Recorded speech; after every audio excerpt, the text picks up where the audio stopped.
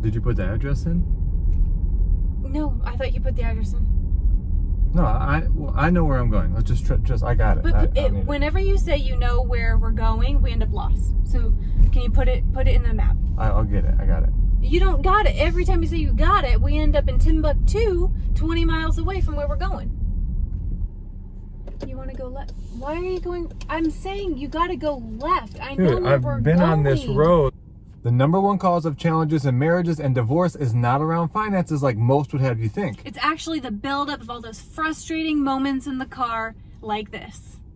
Did you see how close you were to that car? No, there's Oh feet. my gosh, There stay in your lane. Okay, this is, you know what? I don't need your feedback right now, okay?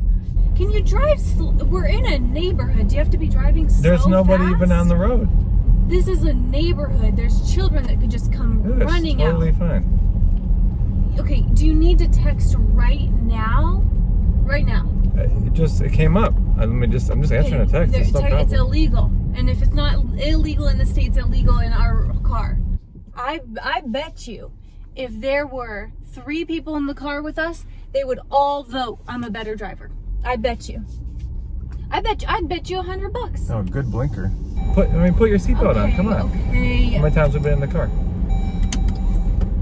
You know what? You're not my parent. Okay? I'm an adult. You're on the other side of the road. Okay, I needed to check my makeup, okay? This is precious cargo. Oh my gosh, you can make that turn. We got this car for the turning radius. It can clearly make it. We need to do, there's not enough room. You could have easily made that. No, hold on. Are you backing up again? Look how much room you have.